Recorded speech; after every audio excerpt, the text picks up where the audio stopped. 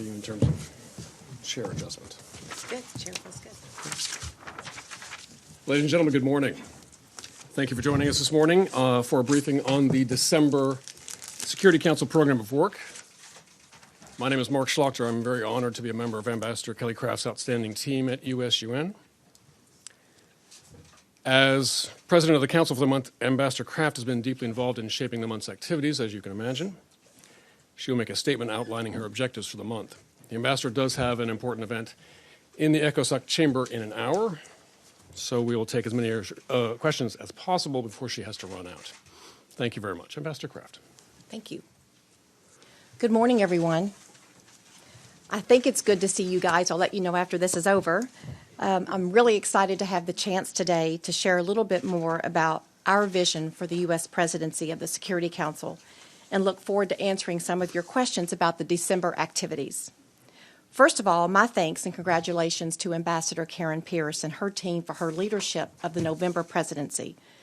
Ambassador Pierce is not one who wears shoes that are too small, and I'm going to do my best to follow in her footsteps of the month of November to continue the dialogue that she established and the comfortableness and the unity of the council that we had in the month of November. I'm also glad to be joined by two co-anchors here, Senior Advisor Michael Barkin and Communications Advisor Mark Schlechter, who are on hand to assist me with details of the agenda.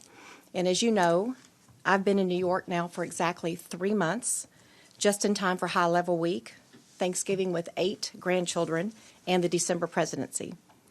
Just yesterday, we hosted the Security Council at lunch at the White House with the President, and they had their first private tour of the White House Christmas. There was lots of selfies taken, lots of oohs and ahs, and it was a beautiful way to start the day with the President for lunch in the Cabinet Room. They all enjoyed conversation and dialogue. It was a very relaxed lunch with important dialogue with the President, and I'm sure that you probably saw the first 10 minutes, but it went over by an hour, the lunch did. It was just really a very constructive dialogue. I think the council members were very open. They were very impressed that the President actually asked them to be engaged, and he was a very attentive listener. And the feedback we've received has just been tremendous as far as that's starting the unity of the council and the respect they have for President Trump. As you can see on the program, it's a very busy 3 weeks, and one of my themes was stealing a little line from Perry Cuomo that there's no place like home for the holidays. And so to end my presidency, I've promised them that we will be finished by December 20th, that we will be celebrating our end of presidency Christmas party on the 20th. So I feel like it's really important to provide a complete picture of the council's activities and objectives for the month. I've stressed to the other members of the council that when they're speaking in the chamber to those cameras, that they're speaking not only to one another, but we're speaking to the world. And it's really important that they speak from their heart and we speak less from the script. So in that spirit this morning, I'm going to walk us through a number of key elements of this month's program of work, as well as the events that are occurring outside the council during the month of December. And I hope after this briefing, you'll have a clearer sense as to what we'll be addressing this month and what we're hoping to achieve. So first, I'm going to offer a few guiding principles of our efforts this month. This December, we're focused on the theme of a credible council, one that sets and meets clear goals and measurable goals, and that welcomes the assessment of our own performance. We are going to hold one another accountable. We are asking for the entire UN to hold each other accountable because the Security Council is only as effective as we can be held accountable by the UN other member states. And as those of you who know, who cover the briefings and the debates, there's too many times when the council just repeats conversations than taking concrete steps forward. Most of you have been at the UN much longer than I have, and I don't envy anyone who's had to sit through the identical briefings on Israel and the Middle East or the situation in Syria or in Kosovo. At times, it's got to be hard to see how it's a good use of anybody's time. This habit the council has developed is significant because what the council, when it talks, instead of making progress, this is exactly what the world sees, and this is why we are really going to focus on a more credible council this month. Because we do face a credibility problem in the eyes of the world when we're talking without acting, but at the same time we argue that we're essential to global peace, we have to prove that by our actions within the Council. And a credibility gap has implications for public support. And one of the areas that I'm really trying to stress are private-public partnership. And when we don't show that we are credible, then we're going to lose a lot of our support for the public, therefore losing a lot of the public-private opportunities that we have as a council to play a global role. So this December, in our council meetings, my goal is to change the narrative about the Security Council, what we're doing, why it matters, and what we need to do to change. So there are 3 ways that I'm planning on doing this. First, I'm going to incorporate realistic assessments of the past 11 months. This means we're going to ask ourselves, where have we been the past 11 months?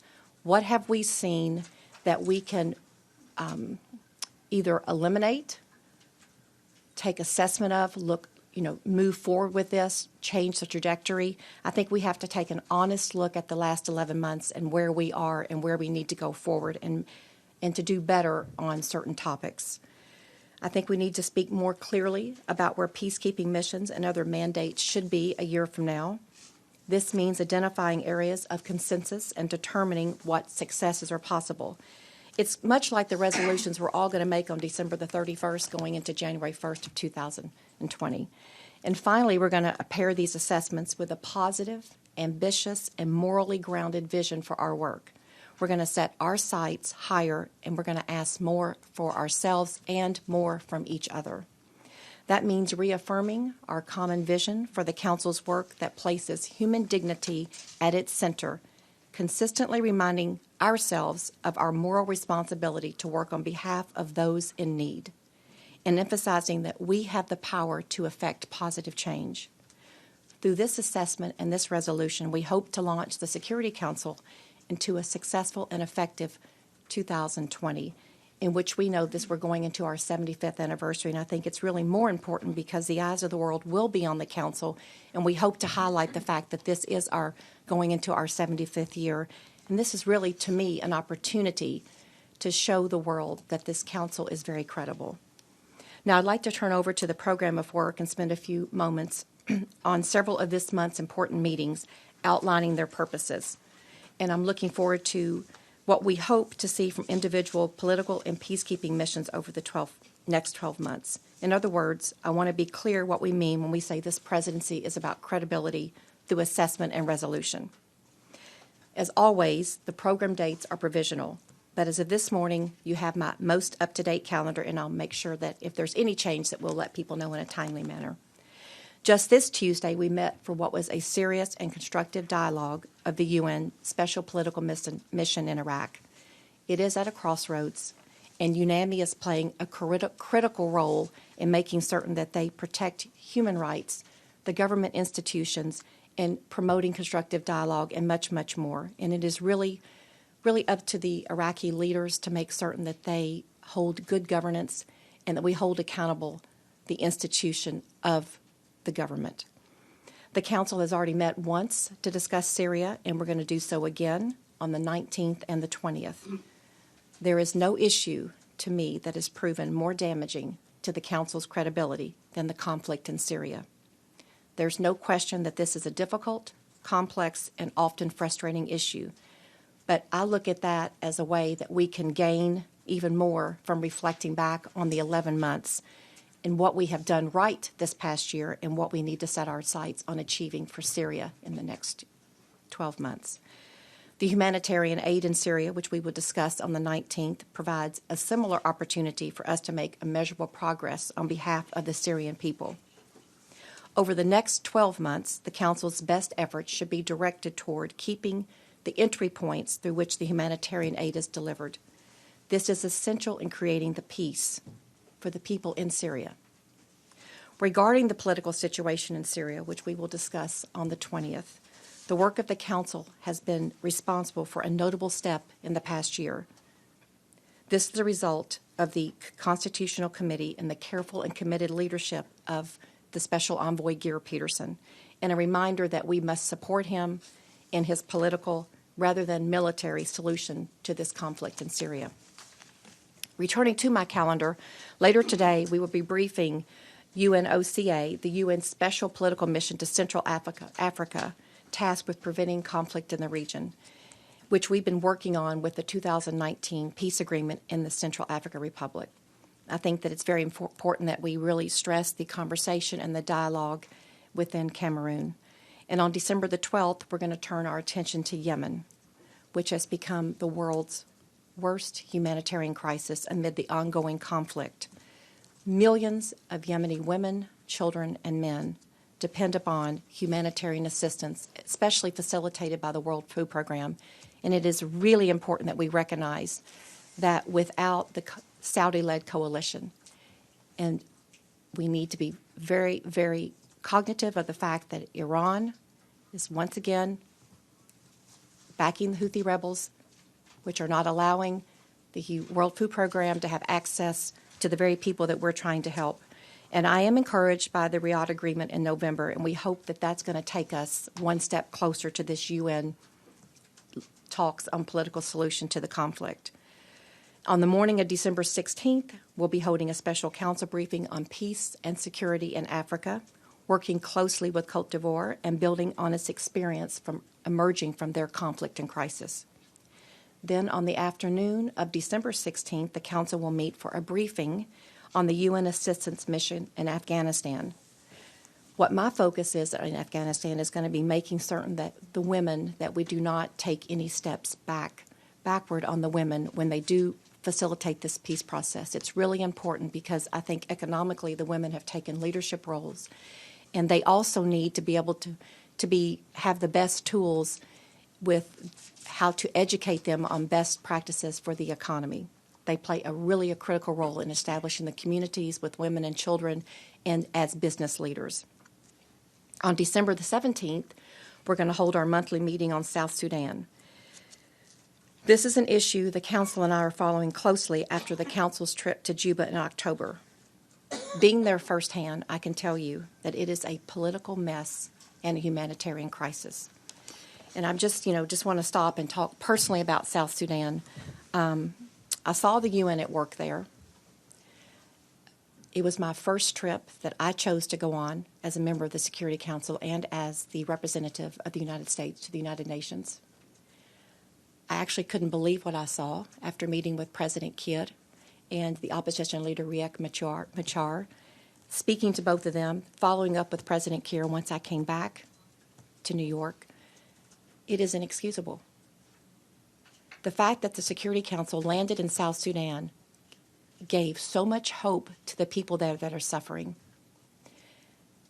I stayed back an additional day and traveled to Malakal, which used to be the second largest city there. Now it's a city that is really where all of the displaced people are staying in the camps. I was absolutely astounded at the level of fear in the women and the children there. We met with a group of women, some of which had walked 3 hours to 5 hours just to meet with me, just to share what we would say were secrets to us, but were truths to them that they entrusted me with. Can you please help? We have hope because the Security Council is here. And more importantly, what really touched me is the fact that they would say, we have hope because an American is here to listen to us. And when I left there, I realized that the danger of being there and the importance of having the blue helmets and the importance of knowing that they were there to assess my security and my safety. And, going back to the peacekeeping part of this, their situation, the peacekeeping troops, are not in the best situation. I mean, they're there with bare necessities.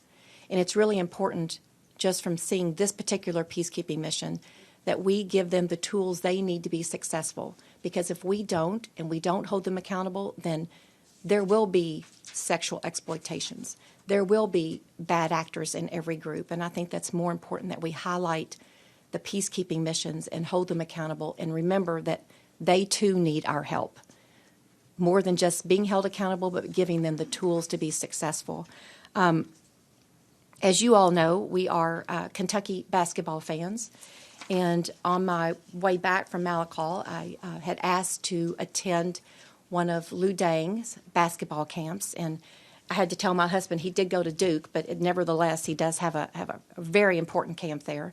And what gave me a lot of hope were the youth that attended the basketball camp that had to walk to the camp. This is a camp that is bare necessities. They have hope. These are youth that are really intelligent, they're driven, they go to school, then they come from school and they go to basketball practice.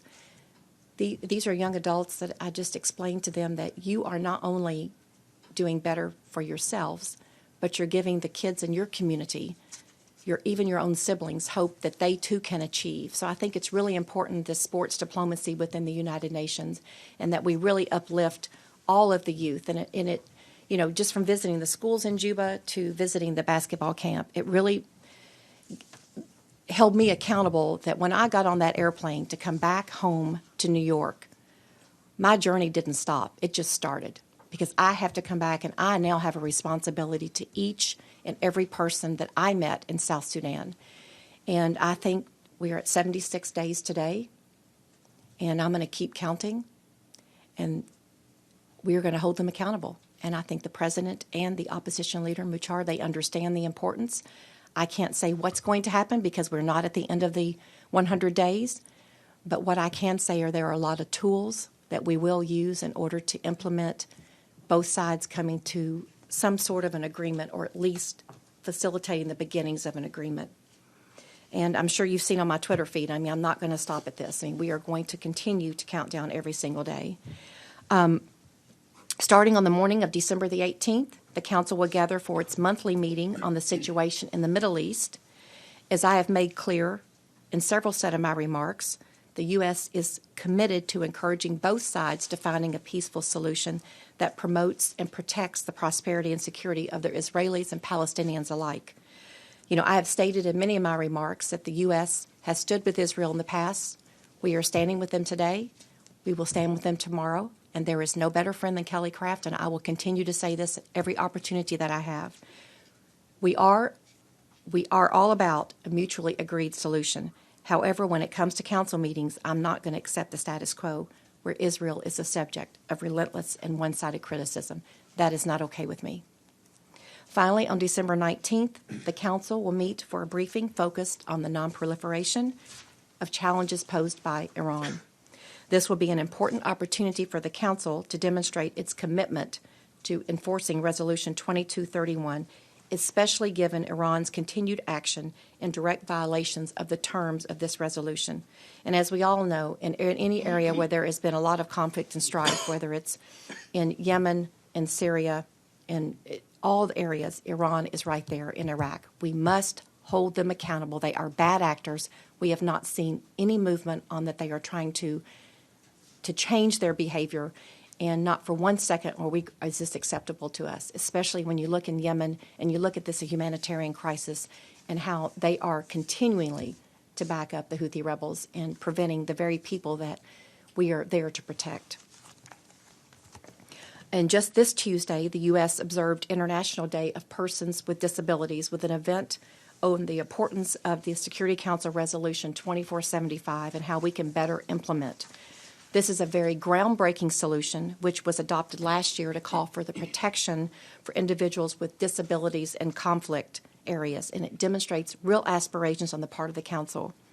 I was really delighted to be able to co-host this event with Poland, and it was a real thrill to meet the Paralympian gold medalist, Mallory Wegman, and to actually, she pulled out her gold medal, and to hold the gold medal and to touch it and to hear her emotions when she said how awesome it was to be on that stage and hear the national anthem and accept that gold medal. And I could just feel it through her, and it just made me so proud that we were able to co-host this event and be part of such a groundbreaking resolution within the UN. And today, immediately following this briefing, we're going to be hosting a high-level event on peacekeeping performance in the ECOSOC chamber. In this event, we're going to be focused on how we can improve peacekeeping performance by more effectively combating sexual exploitation and abuse in peacekeeping operations. And this is another area that we can just reflect back on South Sudan. And just as I've said, every troop is different. Ambassador Haley has really implemented the fact that we hold them accountable. And when there are bad actors within the peacekeeping troops. They are sent back to their country. And I think what she did was following up with the country to make sure that they are legally going through their system and held accountable. And that is something that I plan on following through with what she had started. On December the 9th, I will be hosting the Secretary General and the Council for lunch at Emma's Torch. Emma's Torch is a Brooklyn-based restaurant that has been founded by Chef Alex Harris, and it provides refugees and victims of human trafficking a really safe and welcoming environment to be able to learn culinary skills. And I'm really excited to have not been there yet, and I'm really excited to visit and just talk with the refugees and just hear about their stories and just be able to support them in any way we can. And I think that's really important for the Security Council also. We're going to be, instead of me talking there, I'm going to be highlighting the refugees and having each of them share their story with us. And this particular Emma's Torch just reminds me of my recent trip to Bogota, Colombia, and the areas where public-private partnerships are making a difference. And the Tent Foundation is just changing so many lives in Bogota, and they've got their Sierra Nevada, which is a hamburger joint where they are employing refugees that are coming in from Venezuela. And to hear these young adults and to hear their stories of days that they walked from Venezuela into Bogota, and now they have an opportunity to make a difference, to be employed. And there is nothing better than feeling that you're important and that you're needed. And it's all about human dignity. And it's exactly what Sierra Nevada and the Sunshine Florist are providing in Colombia. And building on this lunch, we're going to be hosting an event on the issue of trafficking in persons on December 17th, giving us all a chance to raise awareness about this appalling practice that harms the lives of so many. And as soon as I have more details, we will be sharing them with you. On December the 18th, we're going to be hosting an event highlighting the Trump administration's efforts to end criminalization of homosexuality around the world and to demonstrate our solidarity with the LGBTI individuals that are living under threat in 69 of the countries that still criminalize persons for being members of the LGBTI community. In addition to mandated meetings and outside events, I'm going to have the great pleasure of hosting the Security Council in my home state of Kentucky on the weekend of the 13th through Sunday the 15th.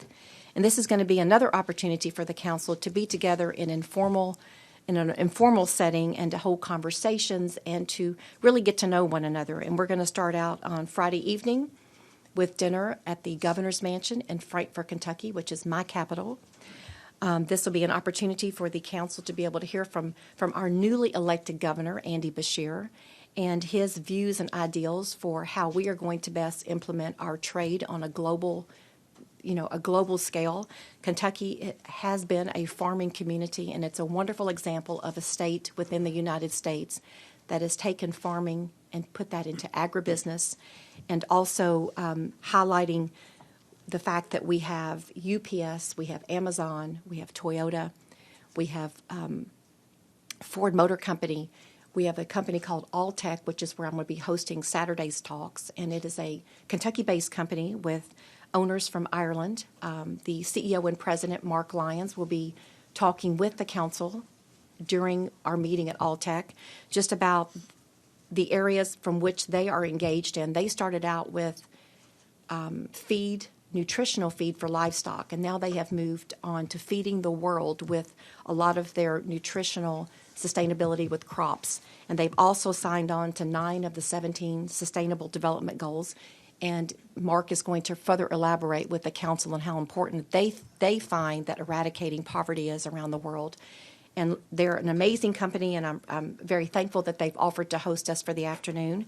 And then, of course, that evening, we're going to be entertaining the council at their first University of Kentucky basketball game at Rupp Arena. And I'm very anxious for them to see how they're reacting to all of the Kentucky. You know, we normally have several of the first-round draft picks, and we have a great team this year, so we're excited to host them there. And we'll follow up that evening with dinner at one of my favorite places in Lexington. And on Sunday morning, we will all travel to Frankfort, Kentucky, to Buffalo Trace Distillery, which is one of the bourbon distilleries, and we are going to have a barrel pick So the council will all be tasting bourbon on Sunday morning of all mornings in Kentucky, and we will have to come to a consensus as to which of the barrels will be our favorite, because then we are going to, depending on the barrel and the age of the barrel, if it's a newer barrel, we'll have 300 bottles. We're going to be bringing back our own bottled bourbon, so they will have a great memory of the Kentucky trip. You know, bourbon is all over the world. You know, just being the ambassador to Canada, it was kind of the thing that the Prime Minister Trudeau always talked to me about, with their tariffs on bourbon. So it is really important, and everybody around the world loves bourbon, and we have the Bourbon Trail, which has become an international hotspot for people around the world to come and visit. So we are very excited, and I'm hoping that when they all get on the plane to come back to New York, that they're feeling great, and that on Monday morning we have a really very lively meeting and discussions on our trip to Kentucky. I hope that these comments provide you with a useful picture of the council's work, and I'm going to be keeping you guys apprised of all the additional details that the council activities are going to be having. I'd just like to thank each of you for your interest in me and for giving me the opportunity to speak with you today, and I'm looking forward to answering as many questions as I possibly can. Good, thank you, ma'am. Ladies and gentlemen, I'm going to navigate questions today, so I know there's a universe of topics of interest to you, but please, if we can restrict questions to those matters that fall within the December program of work, that would be very, very helpful. Please take the opportunity to introduce yourselves to the ambassador when I call on you. Madam Ambassador, by tradition, the first question goes to the President of the UN Correspondents Association, and that is Valeria Rebecco. Hi, Valeria. Thank you. Thank you, Ambassador. Thank you on behalf of ANCA for this press conference. We really hope that we will have the chance to meet you more often, because we always have a lot of questions to ask. And on another note, we really hope you will be joining us next year for our annual ANCA Award that we'll be having tonight. So we hope to see you next year. So now turning to my question is on Syria. Turkey's operation continue against Kurdish and Christian villages who claim that is underway a systematic ethnic cleansing. Will you speak about that during the meeting in the months of President of the U.S.? Thank you. You know, I think. Thank you for the question. I think our focus on Syria is going to be the Assad regime and just the atrocities that he's committed against the Syrian people. What we really are going to be focused on are the Syrian people and how we can best, you know, this is once again Iran, and how we can best focus on helping the Syrian people. It is unexcusable. The chemical weapons, we all agree upon the fact that this is something that we cannot stand for. We are going to hold the Assad regime accountable. We're going to hold the Iranians accountable. And once again, I mean, we are going to stay very focused and hope that we can come to a consensus, but we all do agree upon what we care about are the Syrian people. David Wayner, I see your hand. Thank you. David Wayner from Bloomberg News. Hi. Hey. Question on North Korea. Do you believe there's going to be a debate on North Korean human rights during your presidency? And do you think there are enough votes to get that meeting to take place? The 9 votes, that is. And if not, is there one country perhaps that is making this a harder task? Thank you. You know, what we're focused on are our closed consultations on North Korea are confidential, as I'm sure you respect and you well know. But what we are all very focused on is the danger that the world faces. And the Security Council, each of us are very, very concerned about the series of the 13 missiles, the attacks, the ballistic missile launches. And that is something that we all agree upon, we are very focused upon, and this is a situation that we will probably make public at some point. Pamela Falk, please. Thank you very much. Thank you, Ambassador. We're looking forward to the month. It's Pamela Falk from CBS News. Thank you. My question is a follow-up on North Korea. You've mentioned the 13 launches. The North Koreans have talked about a Christmas gift, which may change your plans for ending the presidency on the 20th. And what is your view about what the Council could do next? We've heard from the EU3 on violations with the ballistic missiles. What can the Council do in addition to perhaps the human rights questions, but on the missiles themselves? Thank you for that question, Pamela. I think what's important as the Council continues conversations, whether it's in as you understand, in closed consultations, those are confidential, but I think it's important that as the Council as a whole, that we continue the conversations of the concern we are for the world, and that we highlight our concern for any future ballistic missile launches. And, you know, when it comes to human rights, I care about human rights around the world. I mean, there are every corner of the world we've got human rights issues. And so you can understand that everybody cares about the human rights. But what we discuss in closed consultations are confidential. But I can promise you that the Council is very unified on the fact that we are all very concerned. And it doesn't matter whether it's Christmas or whether it's tomorrow or whether it's February. We're all very concerned. Thank you. Michelle Nichols. Thank you, Ambassador. Michelle Hi. Nichols from Reuters. Thanks so much for doing this press conference. Just a quick follow-up on North Korea. Sorry to harp on the topic, but as many of your colleagues have said, they've described it as the most dangerous situation facing the world, and therefore the top priority for the Council. Was it discussed yesterday during lunch? Are you having any conversations with your colleagues here in preparation for possible Security Council action once you've received whatever gift the North Koreans might be delivering? And just a quick question on Iran. You were talking about the Council taking action. Are you planning to propose any sort of Council action on Iran? And will there be any special guests during the December 19 meeting? We had Secretary Pompeo in December last year. Thank you for your question. For the first part of your question on North Korea, you know, yesterday's discussion at lunch is something that I'm not going to go out and talk about what exactly was spoken, but I will tell you that the Council is all unified, as we discussed at lunch, that we are very concerned about any missile launch from North Korea. Everybody understands that this is a world issue. And it does, as I stated, it doesn't matter whether it's a Christmas gift in December or when it is. It's a concern to all of us, and we all were in agreement on that at lunch yesterday. Concerning other issues on human rights, you know, human rights to me are important. I don't care where it is. It's something I follow very closely. As the U.S. UN ambassador, as an American, I'm very concerned about human rights all over the world. We have not made a decision on whether or not there's a December 10th meeting. I hope that's okay. And I can promise you that I can promise you that it is an area that we are all very concerned about. And I appreciate your question. And on Iran, you know, there are a lot of tools we can use. Their behavior we have not seen any change in this behavior.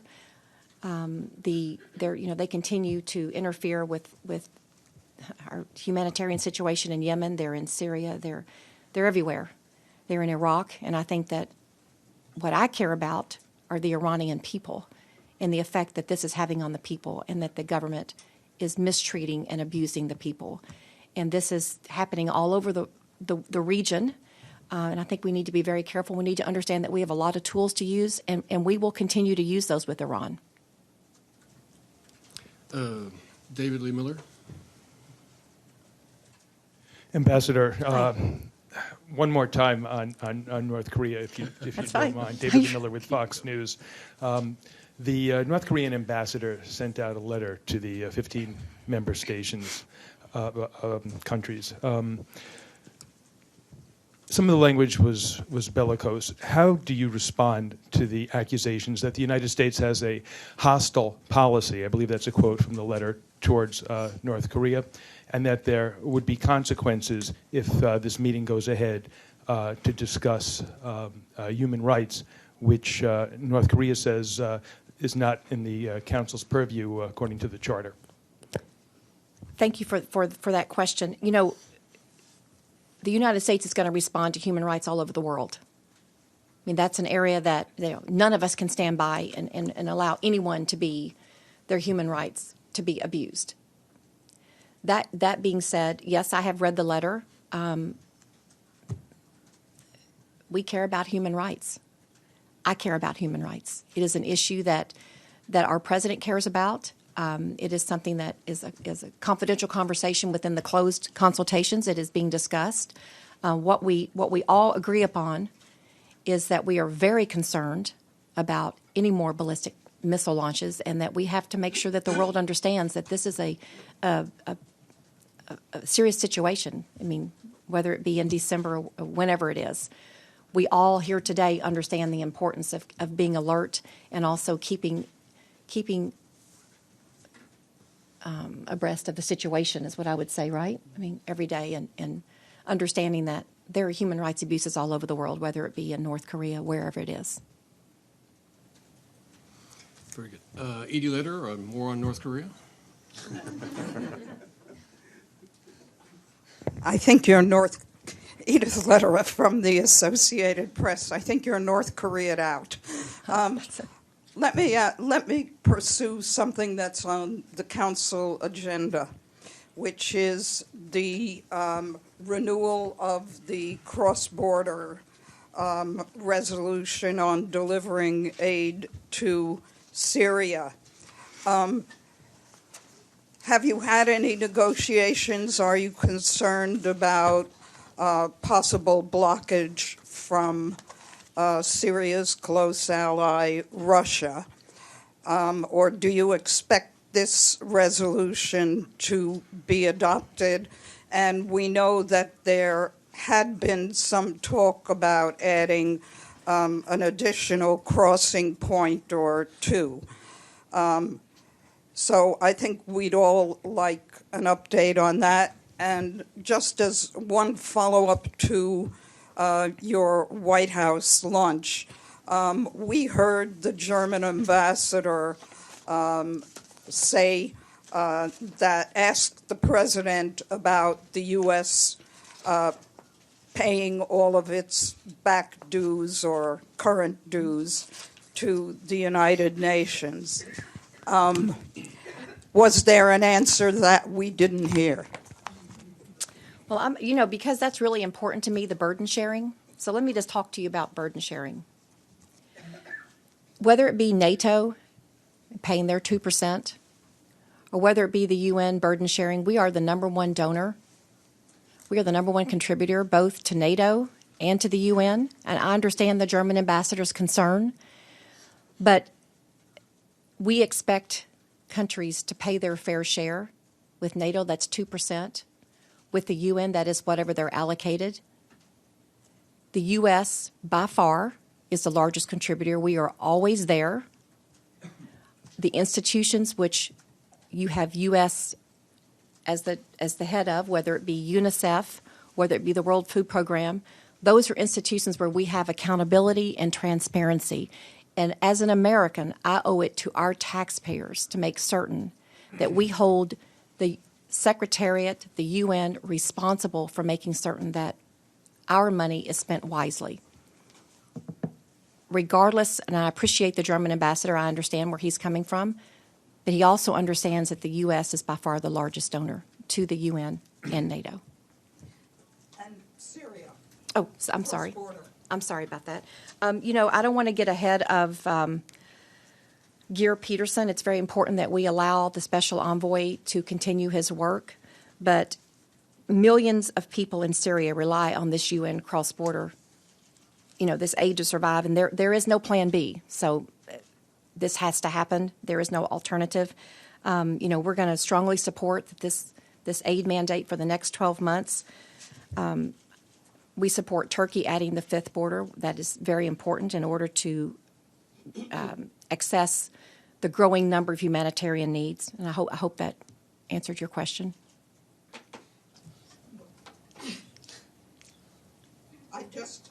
I just wanted to know whether you've discussed it yet and whether you're expecting any opposition, whether there have been negotiations on the text yet. We have not negotiated the text, and like any UN Security Council meeting, it's always very robust. And not everybody agrees, but I think we're all coming to we have a common theme, and that is making sure that the Syrian people are taken care of with their humanitarian aid. Kristen Salome. Hi, Kristen Salumi from Hi. Al Jazeera English. I wonder if you could just speak generally about your approach to the United Nations, and particularly the situation in the Middle East right now. You've got prime ministers who stepped down in Iraq and Lebanon, reports that Iran has missiles in Iraq. We just had a meeting on Iraq. Is there any statement coming out of the Middle East? And just generally the administration, does it have any plans to use the UN to address any of these concerns, given the escalation of problems there? Do you think the maximum pressure campaign in Iran is working? And how will this translate into what you do at the UN? How will you use the UN to address these issues? Thanks. You're welcome. I think with the Middle East, first of all, with Iran, we are going to continue our maximum pressure campaign. When you speak about the Middle East, they continue to be engaged and involved in being the bad actor in the Middle East. That is why it's so important that the Saudi-led coalition in Yemen has been very helpful and has continued to be helpful for us to access those people that are in need. What we care about are the people, whether it's in Iran, Iraq. It's the people that are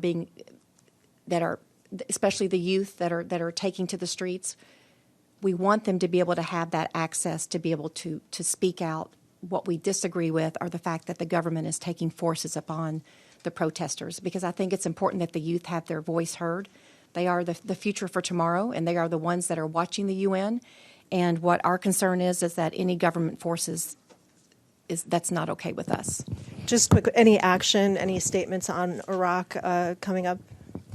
I think the main statement is going to be that we're very concerned about the government use of force against the people that are wanting to have their voice heard, and that's going to be our message within the council. I mean, we had a robust meeting on Iraq. I mean, I think it's very important that their leaders understand that this is not okay with us, that the government is taking action against those that are protesting, and we want there to be a peaceful solution there.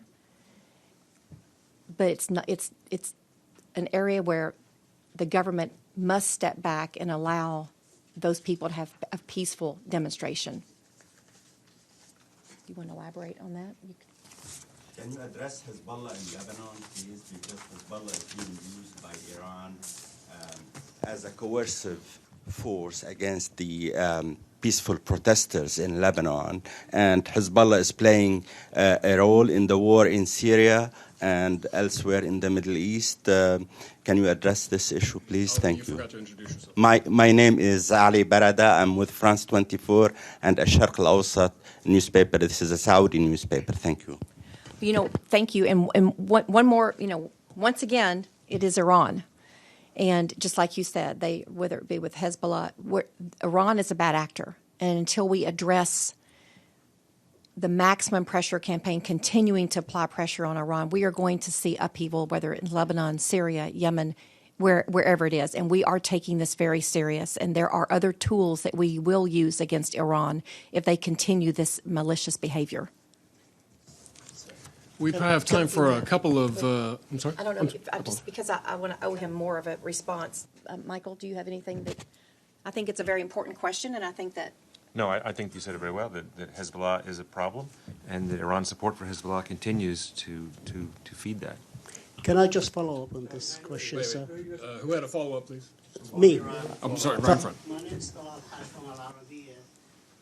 Talking about Hezbollah and Iran is being criticized all around the world for their behavior with regard to their commitment to the 2231 nuclear file, their treatment of their demonstrators, more than 1,000 killed, 7,000 detained, what they did with the ships, 4 ships in the Emirates, the downing of a drone, and the shipment of arms, sophisticated arms to Yemen.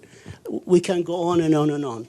The world is asking, has Iran become immune to being held accountable by the Security Council, which you preside on now, due to the divisions in the Council, which goes into the heart of the credibility of the Council, which you spoke about Exactly. in the beginning of your... And I have a small question in Iraq.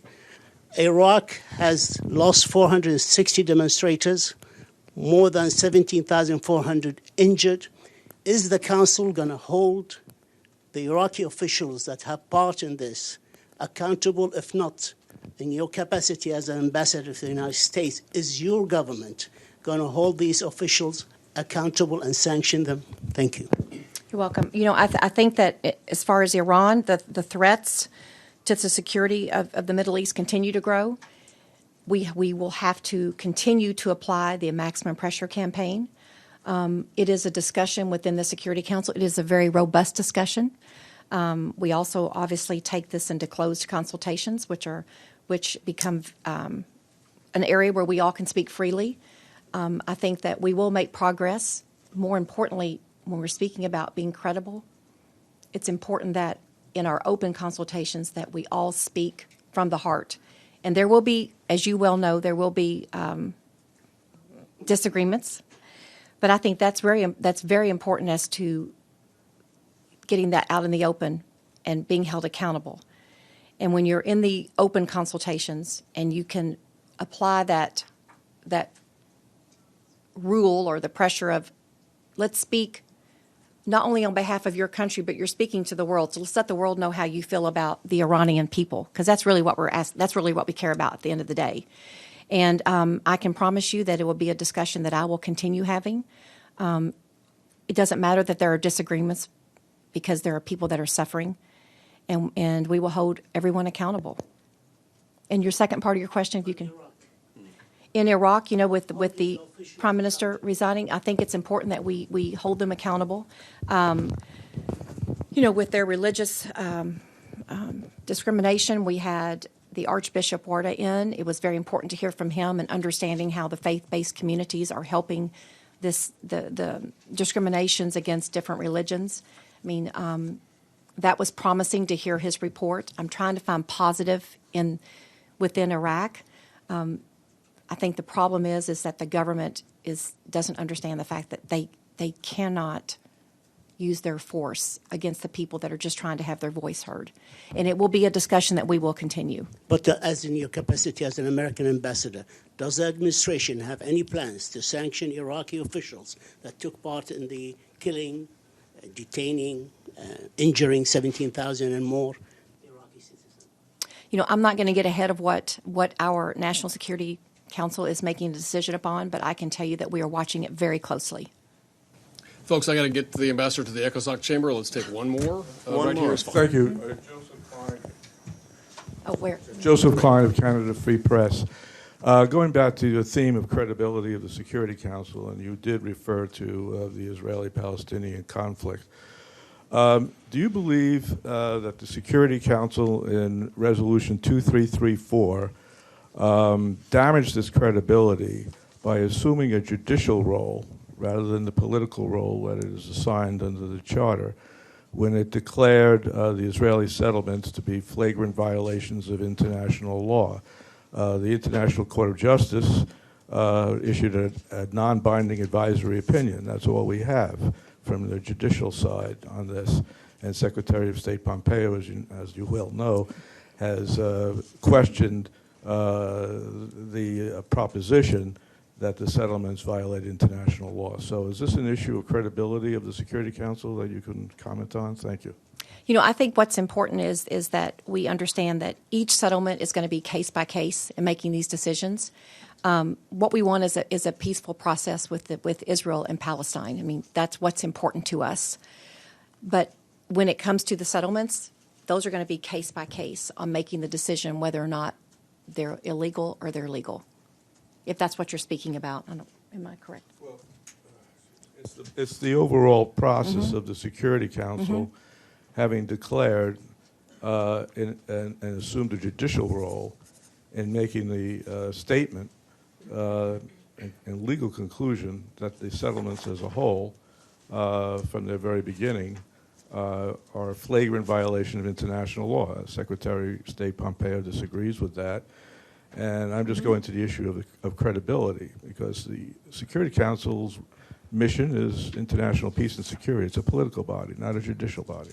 Correct. I represent the United States of America, and I would have vetoed in a heartbeat.